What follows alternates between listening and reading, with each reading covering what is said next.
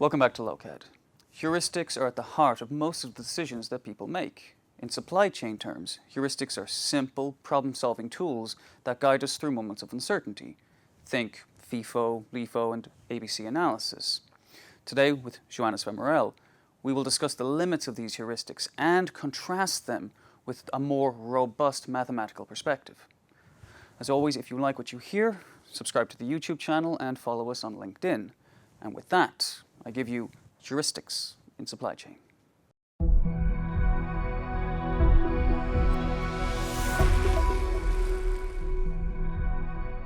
As I mentioned in my introduction, we're here to talk about heuristics, particularly in supply chain. So just to set the table, when supply chain practitioners, in the office, when they're talking about heuristics, what are they talking about? What do they mean? I mean, most supply chain practitioners would probably not use the term heuristics. It's already a little bit fancy. I think when in the industry in general, when people say heuristics, it just means that they have some kind of formalized rule of thumb that is used to steer a decision.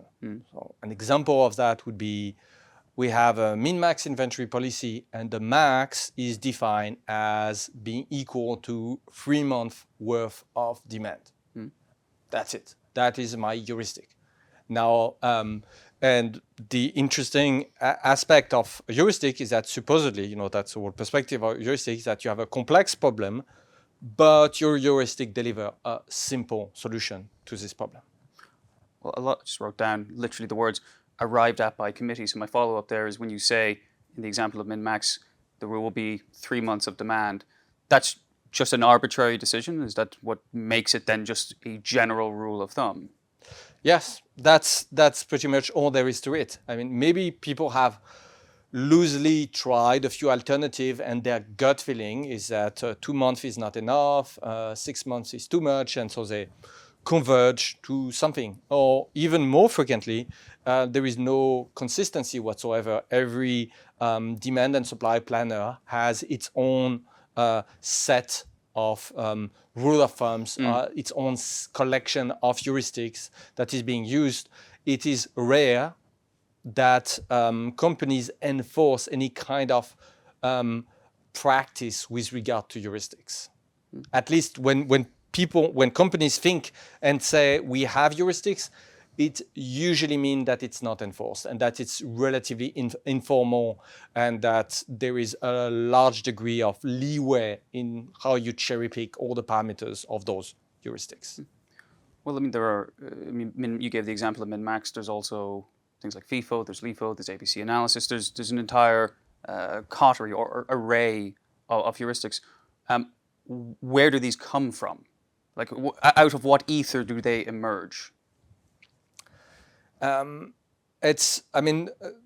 are just the simplest solutions that you can think of to give you a solution to the problem that is being faced. So let's consider, for example, FIFO. One of the most basic problems, if you have to iteratively process stuff that is incoming, is how do you avoid leaving something on the side forever? That's it. You see, if you don't decide of an order and you just pick stuff randomly, then you may well end up with one item that is never picked. It's just pushed on the side and it is never processed. And this is bad because then this item will ultimately decay, because you see, whether you call a product perishable or not, all products perish given enough time. Thus, you just want a process that at least guarantees that ultimately anything that has been flowing your way is going to be picked and processed and shipped somewhere down the line. Thus, if you say first in, first out, for example, that's just a basic way to ensure that everything will be picked. Is it a good policy? I mean, depends, but it is certainly, it just gives you this one property. And thus, you can say that it is certainly a solution to this problem. Is it a good solution? That's a completely different question. Well, that is exactly the next question, because you didn't use the term optimality, or you can say optimal decision. But of course, in those situations, like the one you just described, you're in a repair shop, 2 engines come in, or you come in the morning and there are many engines, and you have to decide, what am I going to repair first? What schedule am I going to go with? And you're trying to arrive at what at least looks like a good or optimal decision. So my question there is, what is the upper bound, in your opinion? What is the upper bound on the optimality that can be obtained through these kinds of heuristics? Take, for example, FIFO. I don't think that it's the correct way to even frame the problem. I think we have to step back and see that we have, when we think in terms of heuristics, there are in fact two radically different perspectives to think about them. Mm-hmm. And that's we need to pause and consider that. First is heuristics as, let's say, economists think about it, or athletes, which is, let's say, for example, I need to grab this glass of water. I can, reach and take it. Physicists could say, oh, there is like 1 million of calculations that is involved to compute the exact trajectory of my hand, of every one of my fingers, of the exact mass, of the exact force. And that would be all the calculation that I would need to have if I wanted to have a robot making a perfect calculation on how to move a robotic arm and take the glass. But it turned out that a human being doesn't work like that. Instead, we're using tons of heuristics, such as dead reckoning. I'm too much to the right. Oh, steer to the left. And does the pressure feels enough? Oh no, the glass is slipping. Press more.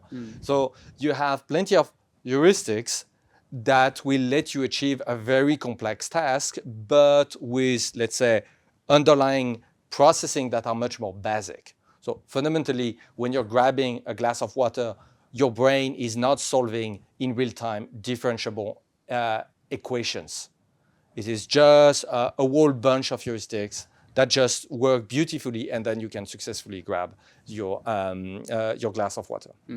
Okay, so, and it turned out that for tons of stuff that is happening in the real world, where nature, the universe, whatever, gave us beautiful solutions that are for seemingly incredibly complicated problems, that just works. By the way, standing upright on 2 legs also requires all sorts of heuristics. When people try to engineer a robot that works on 2 legs, they realize that it's actually very, very, very difficult because we don't know those heuristics. Now, this is not the situation in supply chains. You see, here I'm describing heuristics with tasks that have been, represented challenges for the last 500 million years for any, living creatures, to be able to move. They're also unconscious. I'm talking about decisions. Yes, I mean, grabbing the glass of water is a decision. Moving your hand is a decision. But here, what we're talking is discrete numerical decisions. That is something that do not exist in nature. In nature, you do not think in terms of discrete numerical decisions, such as how many products do I need to supply, tomorrow, the day after tomorrow, etc. Those are discrete numerical decisions that are completely unlike whatever you find in nature. So the first point that I make is that if we adopt this implicit perspective that comes from, let's say, the natural world about heuristics, we can say that humans are just gifted of the capacity to apply very simple solutions to complex problems that works beautifully. And my counterpoint is that these do not work for man-made situations such as supply chain, where we are talking of solving discrete numerical, discrete problems. This is completely, those classes of problems are completely unlike what we face, let's say, in nature. And we cannot assume that we have any kind of innate sense of what will work there. You see, evolution did not gift us with the capacity to assess what is the optimal replenishment schedule for a complex supply chain network. That's like a very fantastical claim to claim that evolution did give us anything with regard to such a problem. So what I'm saying here is that we need to go to a different perspective on heuristics, the one adopted by computer scientists. In computer science, what we have is that when we have a problem, if we have a solution that is provably correct with nice properties for this problem, we call it an algorithm. That's what an algorithm is. An algorithm in computer science is a numerical recipe where we have formal, let's say, formal elements of proof.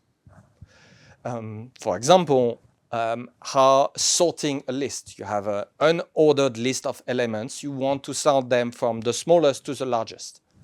You have many ways to sort a list, but some ways will give you a solution that requires a maximum number of steps and a maximum number of memory that you will need to be able to sort all those numbers.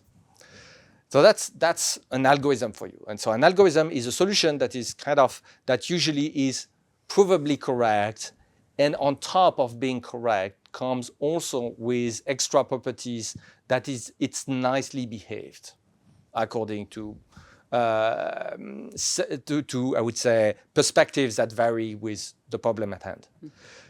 A heuristic, again, from a computer science, I would say from a computer science perspective, is a numerical recipe that works very well in practice, even if you do not know formally why it works or why it works so well. And it turned out that there is entire classes of solutions that are like hidden jewels, so that works beautifully, that are extremely simple, and yet nobody really knows why. So an example of that. Apply to supply chain? Yes, a lot of them apply to supply chain. There is, for example, stochastic gradient descent. It was a process that was discovered. It is very simple conceptually. You can write it down in like 4 lines. It was discovered most likely in the 50s, although it's a little bit unclear. The idea is so simple that it had probably been invented multiple times. And yet, people, generally speaking, the community didn't really pay any attention to the stochastic gradient descent before 15 years ago. Why? Because people had not really noticed how well it was performing in practice when used. So it was on what problems? All the learning problems, all the optimization problems, and tons of other situations as well. So it is a semi-universal heuristic that is working on an extremely wide array of situations. This is even baffling on how, I would say, the sheer spectrum in itself of applicability of the stochastic gradient descent is baffling. And yet, we don't really have any mathematical proof to explain why it works so well. It just does. So that's very interesting. And here you have to think of, and so when computer scientists speak about heuristic, they are referring to heuristics as hidden jewels. And by the way, if we have to circle back to your initial question, heuristics by definition is something, at least the precise definition as given by computer scientists, it is a numerical solution where you have no proof. So a heuristic, by definition, you don't know how far you are from the optimal. That's pretty much a given. If you knew, then by definition, it would be an algorithm. Because an algorithm is literally when you can prove the correctness plus extra behavior, your numerical recipe graduates to become what is called an algorithm. Okay, so I'm going to try and summarize all of that, and let me know where I may miss the mark. But again, as I understood all of that, the problem with traditional heuristics, the heuristics like FIFO, for example, the problem with that is when people try to apply that, it's a very hasty solution to a problem that the human mind can't possibly comprehend. No, I would say the problem is that people, I would say the mistake that is being done with heuristics is when approached with a layman perspective, so not computer scientist perspective, is to attribute some degree of goodness to your numerical recipe. That's why I prefer to use the term numerical recipe that is completely neutral. It can be complete crap, it can be excellent. It just is. It is just a series of calculations that give you results. We do not presume that it is good for anything. It just does a calculation. The problem with when people use the term heuristics is that they will come up with something that is very arbitrary, and they will apply this qualifier as if it was a given that the numerical recipe is any good. Not necessarily. Again, if we go in the natural world, those heuristics, those instinctive way to fetch, for example, an object, they are very good. They are very good. And how do we know they are very good? Well, because when we try to engineer a robot that does the same thing, it fails miserably, and it takes immense amount of engineering efforts to even, come close to what we can do instinctively. So there is, but that creates this sort of bias that think that, okay, I can, for example, say, let's say that the max in my min-max inventory policy is 3 months worth of demand. Why am I calling that a heuristic? Is this thing any good? It can be completely nonsensical. I do not know. It's not because I have some intuition. Where does this intuition come from? You see that, and usually it comes from nothing. And that's where I think the mistake is that, and due to the fact that we have other communities like computer science communities where heuristic is used as a term to refer to a hidden jewel, we have a loose positive attribution, a sort of halo effect that would grant more value to those numerical recipes than what they really deserve. But a retailer would simply respond to that if they heard what you just said and say, well, I perform an ABC analysis. I know where the vast majority of my sales come from. I keep a certain high service level of those A SKUs in stock, and I make money. It doesn't need to be more sophisticated than that. And it works because I'm still in business and making money. And I'm making more money than I did last year. Yes, and you can have a store that is leaking water and you're making money. Thus, if you had more stores leaking water, maybe you would make more money. You see, again, that's the problem in supply chain. Supply chain is only one ingredient into a big picture. So the mistake is to think that it's not because you are making money that every single thing that you do is making sense or contribute positively to the fact that you're profitable. Even companies, for example, like Apple's, are known for keeping most of their employees in the dark when it comes to the future of the company. That's one of the traits, well-known traits of Apple. When it comes to, they are very paranoid, and when it comes to future product release, everybody is kept in the dark, and they will even go so far as leaking internally false roadmap to various teams, so that if a roadmap is leaked, you will know who got the false roadmap. Okay, is it truly an aspect that is improving the profitability of Apple? Maybe, maybe not. Is it something that you want to emulate for another business to make this other business more profitable? Maybe not. So you see, I'm saying that if you tell me I use ABC analysis, my business is profitable, the only conclusion is that you can have is that ABC is just not so bad that it would bring otherwise your company to bankruptcy. But that's the only thing that you can, that the only thing that you can say about ABC analysis. You could also say that, again, when you talked about looking for the optimal, looking for the best possible point, that it's nowhere near that. So you can say it leaves money on the table, you can simply say. It sounds like you're making a binary position there that like doing it is 100% stupid or it's 100% good. But here you see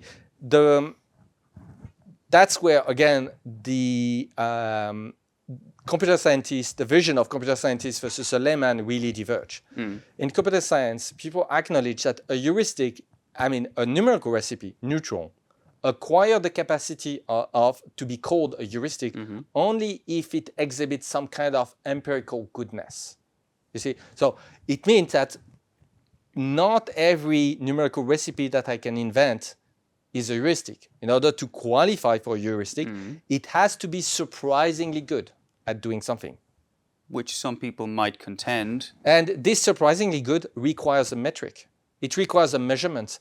You see, the vast majority of, let's say, ABC analysis, for example, there is no metric that that qualifies anything about it. It is Expand just, on that, please. So ABC analysis is just mean that you're going to assign a letter to every product. A, B, And a C, service D, or level. D. No. ABC analysis is just about assigning that. Then an extension of that is to have a uniform inventory policy for each classes. But this uniform inventory policy might be something completely different from service level. For example, your uniform policy per class might be, for class A, I keep 3 months worth of inventory in stock. For class B, 2 months. For class C, 1 month. It works too. So service level are not necessarily an integral part of ABC analysis. Well, availability of these grades correspond with their perceived importance. Yeah, ABC analysis is just about attributing a class to every product. Of importance to each product. It is about to attribute a class. And then, yes, the way you do that is by weighting the sales. But that's it. So again, what I'm saying is that what is the problem that you're trying to solve? You see, ABC analysis is where, that's why I say it's a numerical recipe, not a heuristic, because you don't know what problems you're solving. You have you don't have any reference of what is the optimal. So yep, keep going. Again, that's the problem, is that we need to separate heuristics versus just arbitrary numerical recipes. Is that an arbitrary numerical recipe can be completely unmotivated. I just compute that. Why? Because I can compute it, so I just do the calculation. That's it. If you want to have a heuristic, you need to have, let's say, a target that explains or a way to assess the goodness of it. Again, another example would be if I look for a computer science, a heuristic from computer science. Let's say I'm using XOR shift to generate pseudo-random numbers. Very good. There is metrics that will tell me if the quality of a sequence of numbers to be considered as random. Plenty of metrics for that. Thus, if I use a heuristic, let's say XOR shift, I can then assess if it is any good at generating what is usually understood as random numbers according to the metrics that detect the randomness of a newly generated set of numbers. So you see, I have a metric, I have a target, I know what I'm talking about in terms of is it a heuristic or not? I would say, is it any good or not? If it is, then you will say, okay, it's a heuristic. Okay. But if you have no idea about what you're doing, then I think it is a mistake to call that a heuristic, because you don't know if it's any good. You have just made up a numerical recipe and you call it a day. So when people, again, just to make it again very, very concrete, when people, let's say, conduct an ABC analysis and then arrive at decisions on the basis of that, for example, keeping 3 months of inventory for your A class or setting service levels, whatever decisions are taken after that. And if they see positive results, that's a logical fallacy. They're ascribing to previous actions causality. Yes. Because assessing the goodness, as you said, like how can you do that if the metric is not clear?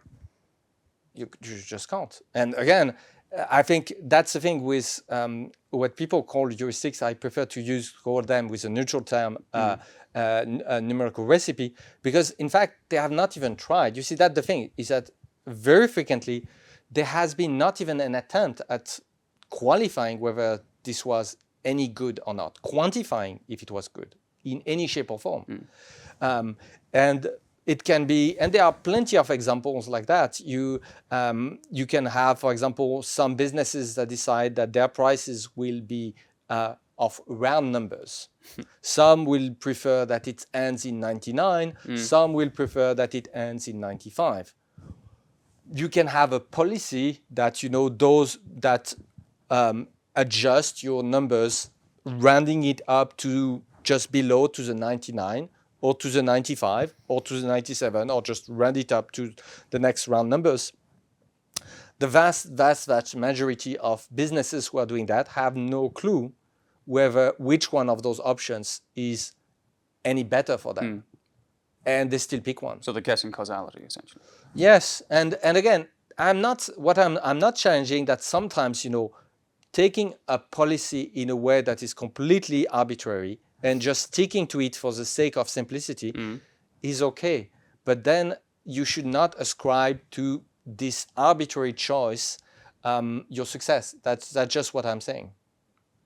Well, again, when we talk, certainly in the economics perspective, when you talk about heuristics, most people, they're trying to simplify a problem and arrive at a decision. And also then the way they view that result is also a very simplified version. So for example, I did a thing, I made all the prices round or numbers or 99, and sales went up or sales went down. Therefore, post hoc ergo propter hoc. What I did earlier caused it, and of course that's impossible The problem to tell. is that you did that while there was 100 other people who even did more so, exactly at the same time. They're trying to disentangle causality, and it's very, very difficult. Yes, it is very difficult. I mean, that's especially in supply chain where you have a system, everything is kind of interconnected. It is very difficult. And my point is that when it comes to heuristics, is that heuristics, if correctly understood, can be absolutely fantastic. And by the way, that they can be literally a way to outcompete your peers. Because if you have what computer scientists call the heuristic, which is something that is like a hidden jewel, something that, you see, an algorithm, the difference between an algorithm and a heuristic is that an algorithm is something where you have a numerical recipe, you can read the numerical recipe, and then as a mathematician, you can prove its properties. It's fantastic. It is very cheap. You see, that's the thing with algorithms. Algorithms are incredibly cheap. You do not need to make any experiment in the real world to prove that your algorithm is nicely behaved. That is fantastic. So that means that you can have a mathematician working in his office, and bam, you have your nicely behaved, you have your algorithm that brings value to your company. A heuristic, well, the only way to discover a heuristic is to do experiments. It is something that is an empirical assessment, and this is very difficult. And that's why, for example, stochastic gradient descent was, for literally decades, although it was known to thousands of people, it remained completely ignored, just because, well, nobody had truly realized that in practice it was working beautifully. You see, so that's something that is a heuristic. It might exist, but until people have actually tested the numerical recipe and seen that it works beautifully on certain classes of problem, then they will not identify that it is a valuable heuristic. It occurs to me, though, with some of the statements that you've made, so for example, again, just to summarize before I get to the question, that I give the example of I did a thing, therefore I presume that what I did caused a spike in sales or possibly caused a loss in sales. And you said, well, but 100 other people did 100 things or 1,000 things, whatever. It occurs to me that it almost sounds like you're setting an unfalsifiable standard, because even if you were to use mathematical heuristics, how would you ever know that what you chose to do or the tools that you used made a positive difference once you take it out of theory and you put it into the real interconnected network of supply chain decision making? No, again, you can do experiments and you can validate the goodness of any numerical recipes that you have. How? I'm not saying that you can't. I'm just saying that most companies do not even try. Well, how would a company try that? Well, what would it look like? So, but that's exactly what we have in the series of lectures about experimental optimization. There is a plug, whole, but yeah. There is a whole, I have a whole 1.5 lecture on that, and it's called experimental optimization. So you cannot, the gist of it is that you do not know what you're optimizing for, and so the first step will be to discover what you're trying to optimize for. And that's very different from the classic mathematical optimization perspective where your target is already a given.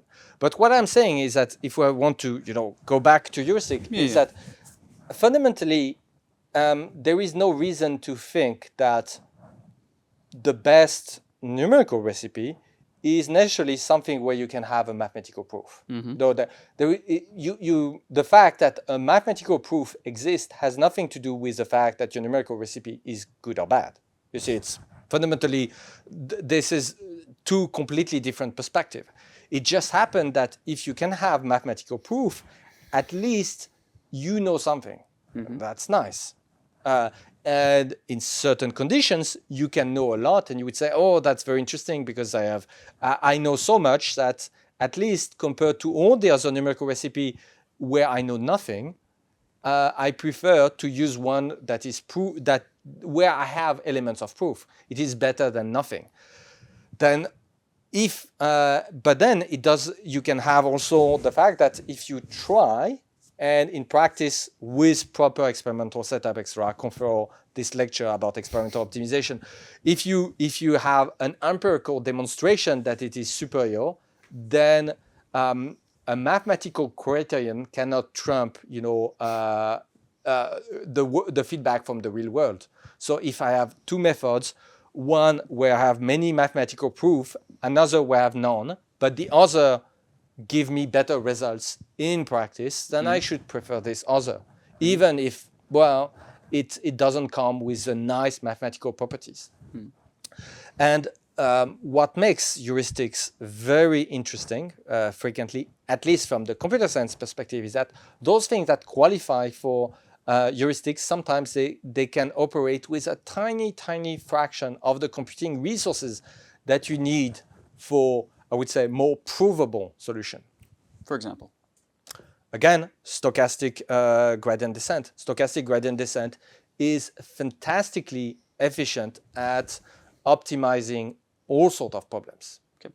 And yet, and when I say fantastically efficient, I mean if you can achieve a comparable level of optimization with other methods, you would need thousands, millions, billions of times more computing resources.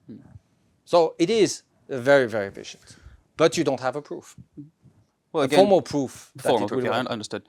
And well, again, if you were talking there about the allocation of resources and the return on investment from resources, FIFO, I just applied it in my head. It costs 0.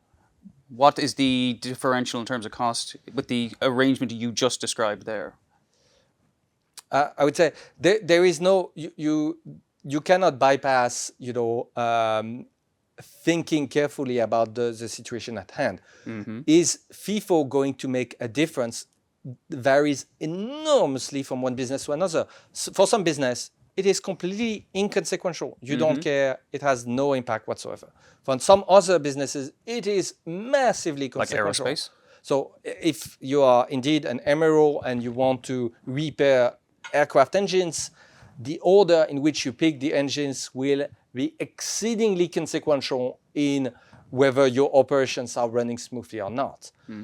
If we are talking of just organizing a transit for a logistical platform, and you want to do it, FIFO, it is inconsequential because at the end of each day, you will clear your platform. You don't want anything left on the platform when you do your transfers and whatnot.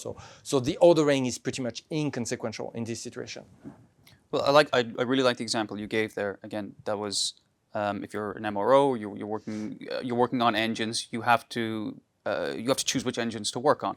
And I want to come back to something you said earlier, which was typically, what did you say? People are not optimizing what they think they're optimizing, or they're not optimizing the right thing. So in the scenario that you just described, when people apply FIFO, they think I'm getting engines out. I'm optimizing the repair of engines.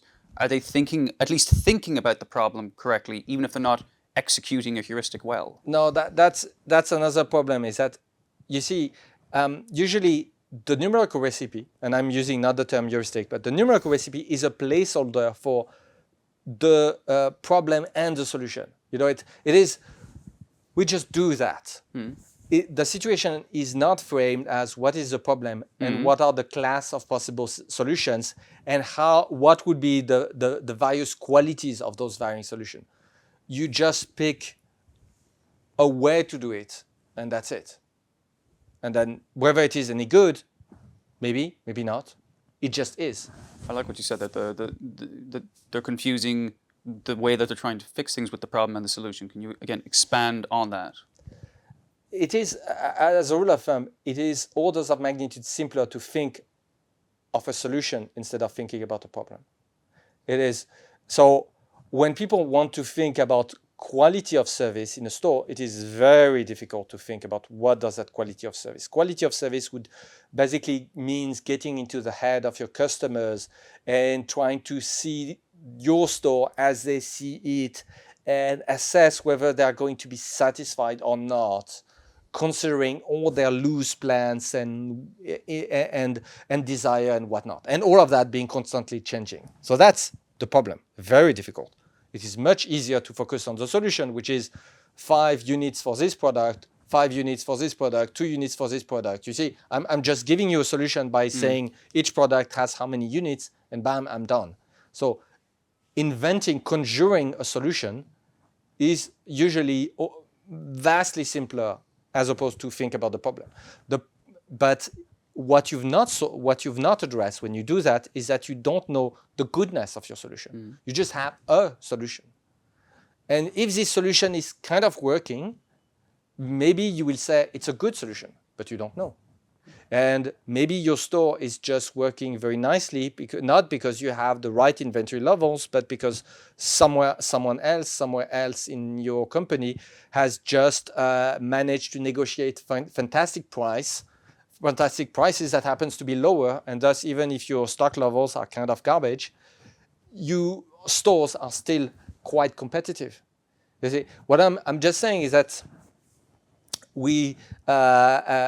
companies, again, there is no such thing as things that are self-evident in supply chain. Not really. Not in those games where you try to do discrete optimization sort of problems. And I think the step is to acknowledge that what you have, until proven otherwise, are not heuristics.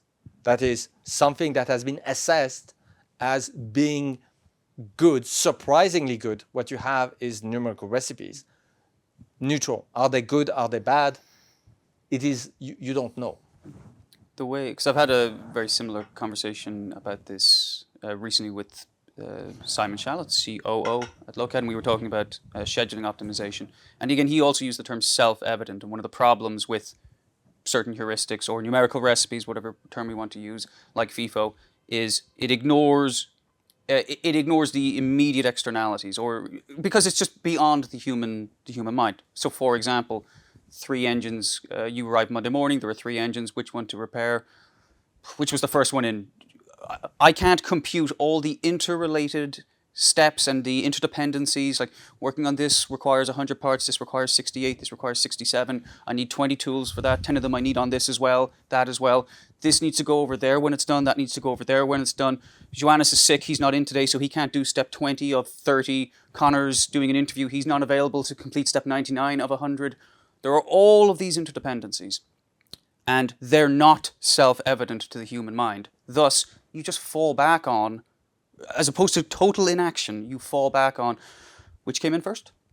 And it's not that it's wrong. It's in the absence, and this is Simon's words, in the absence of something superior, you just use something that at least makes things work to a degree.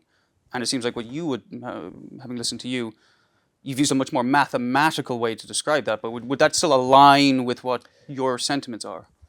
Yes, but again, the challenge is that you pick a solution, you have no clue whether it is good or not. And agreed. And very frequently, again, you cannot let yourself be guided by your intuition. I think that's the thing, is that, again, in the natural world, the heuristics that are given to us, like how I can actually fetch and grab an object, they're good. But when we translate, there is no translation of this, I would say, nature-given gifts into the world of the man-made world of supply chain decisions. It's just completely different things. There was, for example, a very interesting paper that was published. People did benchmark boarding strategies for airplanes. And, something like a decade ago, companies started to say, oh, we want to speed up the boarding, and so we will call passengers of the first rows first, and then second rows after, and then other rows, etc. And people say, oh, it's logic, it will speed up the boarding process. It turned out that some people, researchers, did actual experiments. You know, they said, okay, if we slice passengers in 3 groups and we call them in orders from rows 1 to 10, then 11 to 20s, and 21 to 30, versus alternative, policies, do we have one that is working better? And the interesting things, what they showed was that not having any policy, so let people randomly fill in the plane, was actually faster. It is not intuitive, but it was an empirical results. Well, again, what I'm saying is that the goodness is for those complex phenomenon that are very man-made, because you see, fetching my glass is very complex in the sense that there is, so many moving variables. I have 5 fingers, and then I have many joints. So it's like a problems with something like probably 50 degrees of freedom if I'm just doing this simple movement to fetch my glass. So it is very complex, and our intuition works. But there are other classes of problems where our intuition is not necessarily working. And I say in supply chain, it's mostly games of, I would say, dealing with discrete problems, dealing with randomness. Our mind is not very good. Our mind is typically very good at dealing with patterns, not very good at dealing with randomness. And thus, I would say, do not trust your intuition too much. That's just, it may be very misleading. And that's very interesting because nowadays, despite I would say us having now evidence that letting people board a plane randomly is faster. Nowadays, most companies have a policy of calling people in the order, although it has now been proven that it is actually slower. Well, true, but again, that does not demonstrate the point that you mentioned earlier, because it depends on what you're optimizing for. If you're optimizing for efficiency of boarding, you're correct. If you're optimizing for profitability, you want to sell seats or access, like zone 1 is zones 1 to 9, and that costs $3,000. Zones 10 to 15 cost $1,000, and we will fill the plane at that rate. And I'm optimizing profitability. But that even applies to planes where all the seats are the same price. See, you even have these policies applied in low-cost airlines where you don't have a business class, there is no first class, and everybody is pretty much at the same price, charged at the same price, no matter which seat they have. So then there's no need for the advanced heuristics that you were describing then. But if it makes no difference. Yes, but companies still do it. So they shouldn't? I say that again, what I'm saying is that they conjured, in their mind, a numerical recipe, which was we are going to call people in slices because it seems that if we put more order, it will work more efficiently. And then people did the actual experiments and concluded that no, it is degrading the performance compared to what you were doing previously, which was to not even attempt to solve the problem and just let people sort themselves out when boarding the plane. You see, that is the thing, is that again, what you think to be that's the difference. You see, it's very easy to conjure a numerical recipe, but if you have no clue whether it is any good, you should not assume just because it was the first thing that came into your mind that it's going to be good. And you should not assume just because it looks plausible that it's going to be any good. Well, you can expand that idea in terms of, when you say conjure a numerical recipe, you could say arbitrarily setting any KPI and assuming that makes a difference. Yes, and again, there is this psychological bias that people tend to fall in love of their own ideas. Like, we need higher quality of service, so we need to push the service levels from 97 to 98, and then it becomes like company-wide policy. Does it make sense? Maybe, maybe not.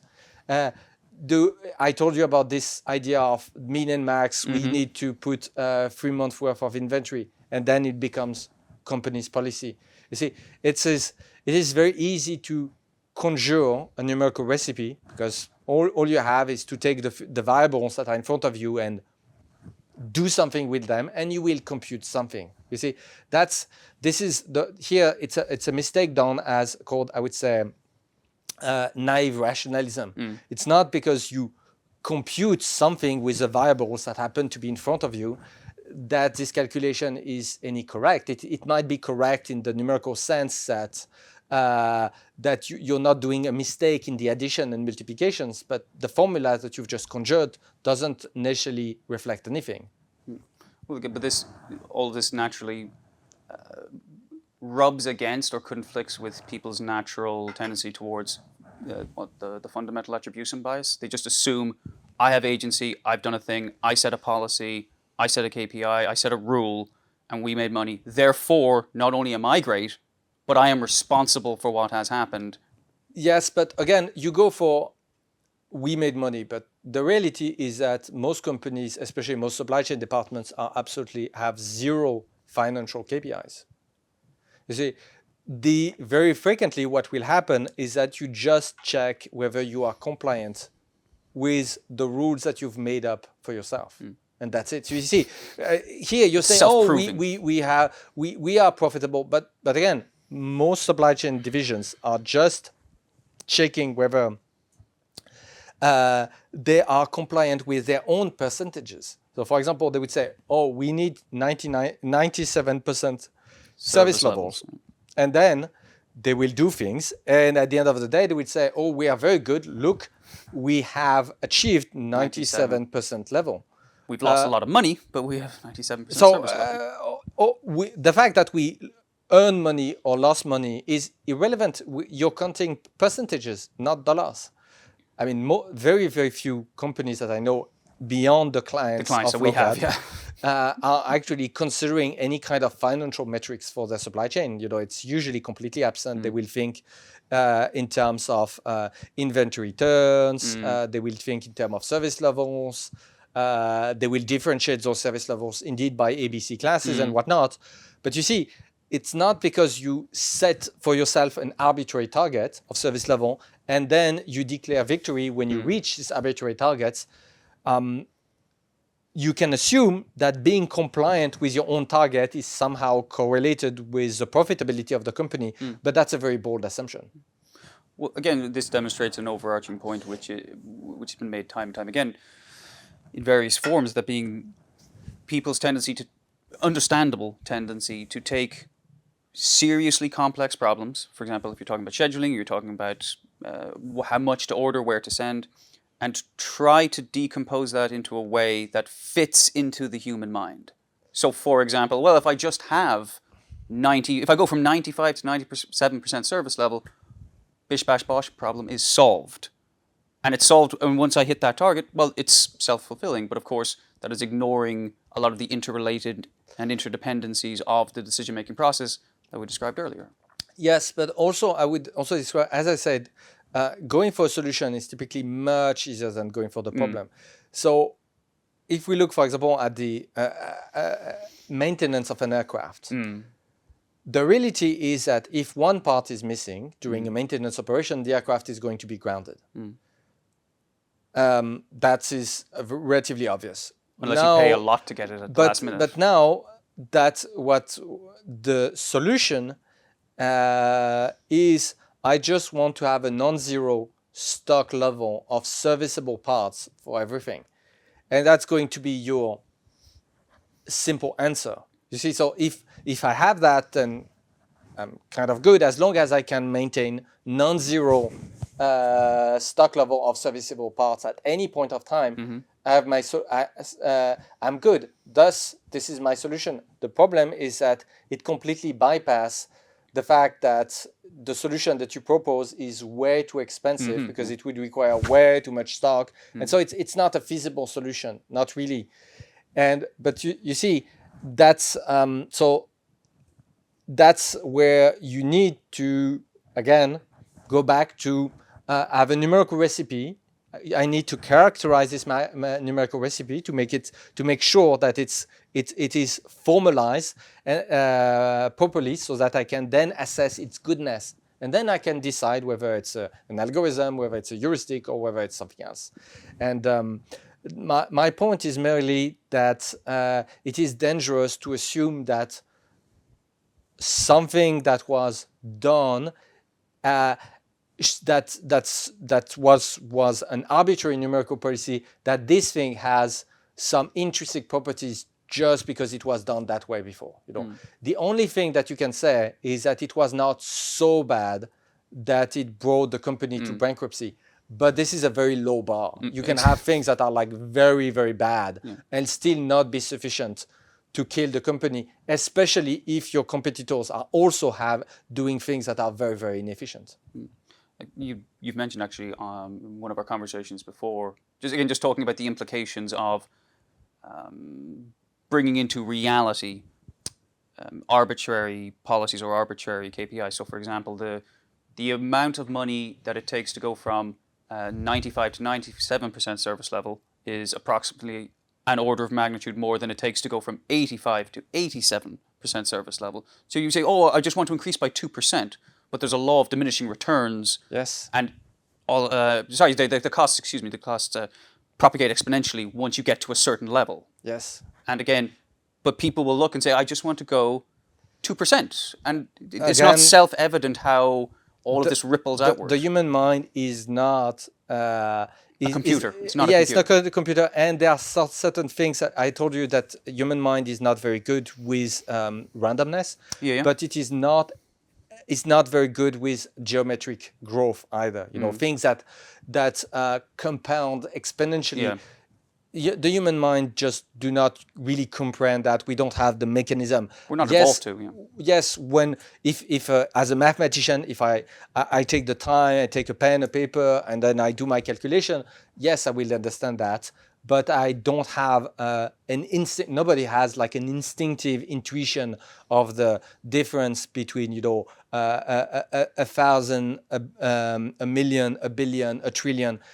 It is not, we don't have the plumbing to feel these sort of things. Just like we don't have the plumbing inside our brain to make the difference between Gaussian noise or any kind of non-Gaussian alternative noise.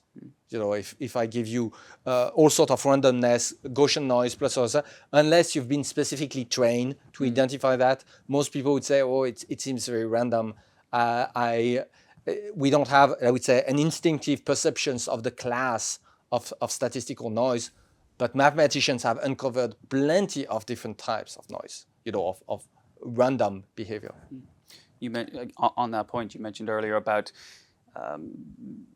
scheduling for repairs, for example, in aerospace. Well, the idea, if someone said, well, we've got really, really smart people, and anytime we need to regenerate a sequence of actions for the repair of an engine, we have 10 really smart people, they sit down and they figure it out in-house by themselves. And of course, it's unreasonable, I think how Simon previously put it, it's unreasonable to even expect 100 super smart people, with a pen and paper or with an Excel spreadsheet to outperform at scale repeatedly all the calculations required to arrive at the optimal new schedule, given all the interdependencies, all the amount of parts, all the amount of skills required, the time it takes.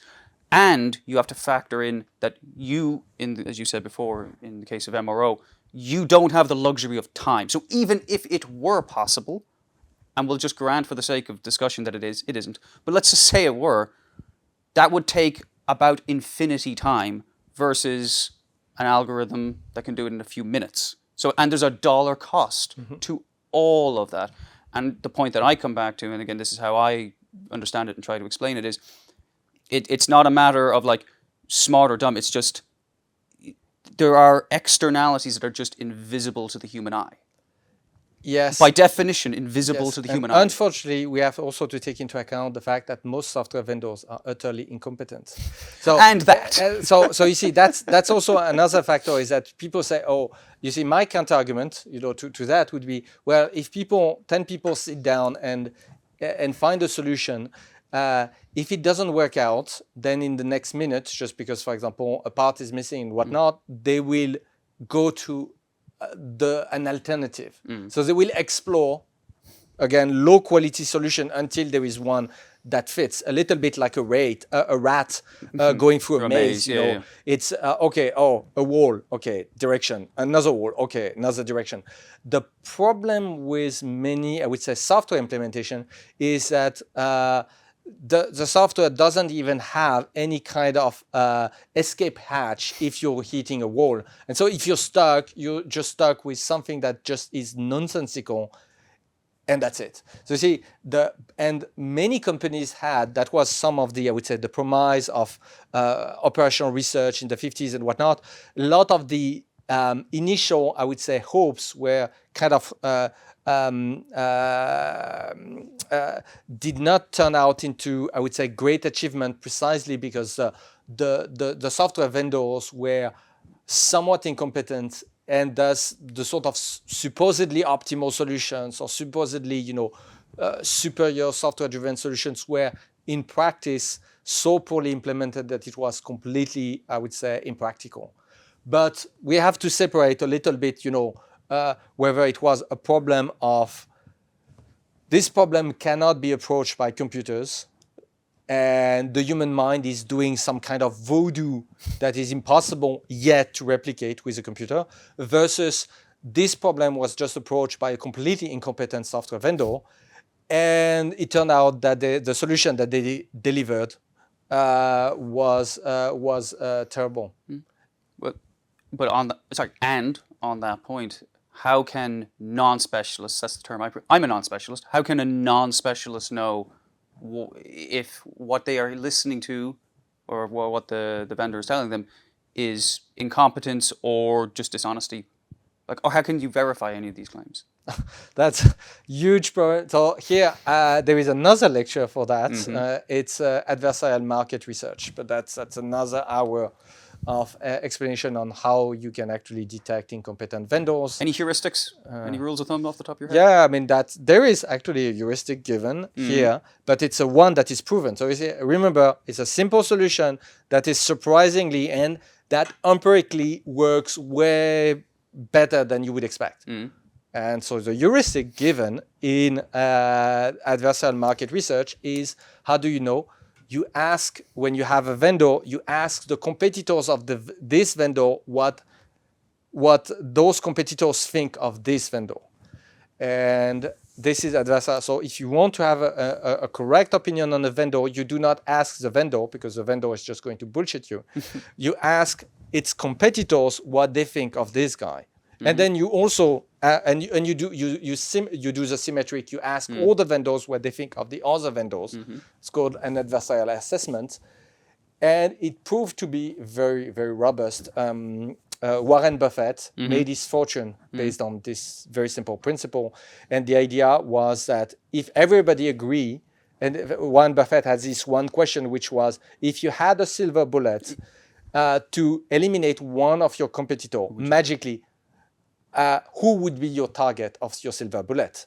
And that was a very interesting question, because people would, if all the competitors end up designating the same company, then you end up with a situation where, okay, this company is obviously the one that threatens all the others, and those vendors are most knowledgeable about this trade. So the most competent actor is the one that is being pointed at by all the competitors, by all its competitors. So that's a heuristic. You know, until you've tested this adversarial market research, you don't realize how well it works. And it's not even obvious that it works at all.